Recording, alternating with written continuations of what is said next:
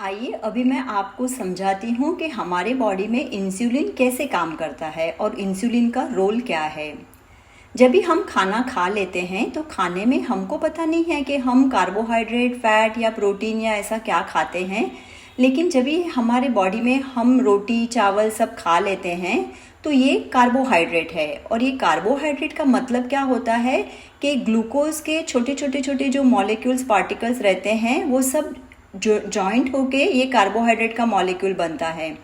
तो हमारे बॉडी में पाचन की शक्ति जो रहती है उसके कारण ये कार्बोहाइड्रेट वापस छोटे छोटे ग्लूकोज मॉलिक्यूल में परिवर्तित हो जाता है।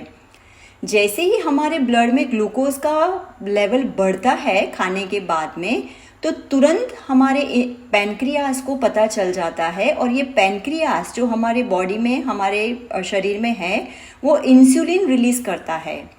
ये इंसुलिन का काम क्या है कि जो हमने खाने में जो ग्लूकोज का प्रमाण लिया है वो ग्लूकोज को वो लीवर में स्टोर करता है ग्लाइकोजन के रूप में, मसल में भी वो स्टोर करता है ग्लाइकोजन के रूप में। और ये ग्लाइकोजन का रोल क्या है कि जब भी हम रात को सो जाते हैं और हमने समझो कि 10-12 घंटा कुछ भी नहीं खाया, या तो सोचो कि हमने 1-2 दिन का उपवास रखा है, तो ये जो ग्लाइकोजन है वो वापस ग्लूकोज में परिवर्तित होकर हमारे ब्लड में आता है और हमारे बॉडी के जितने भी टिश्यूज़ हैं इंक्लूडिंग ब्रेन, उनको ऊर्जा पहुंचाने का काम करता है।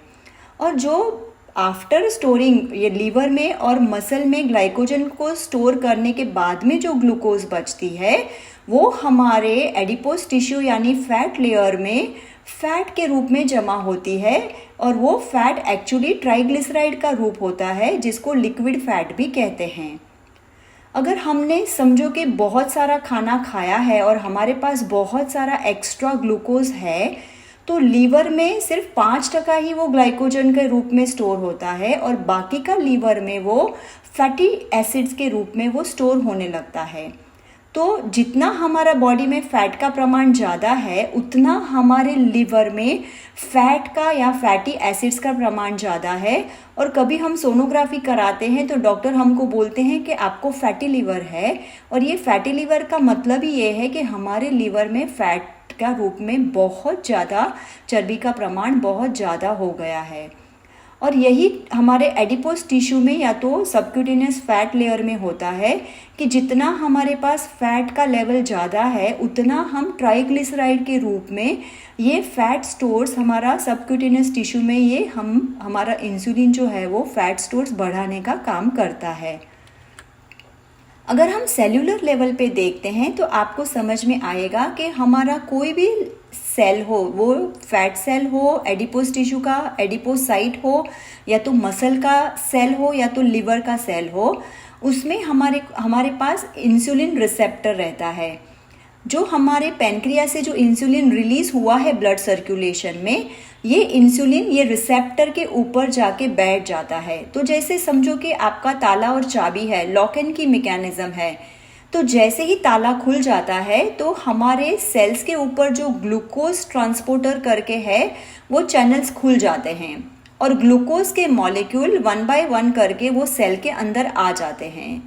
तो ये इंसुलिन जब रिसेप्टर के ऊपर अच्छे से बैठ जाता है तो ही ये ग्लूकोज का चैनल खुलता है और ग्लूकोज के मॉलिक्यूल्स हमारे सेल के अंदर आते हैं।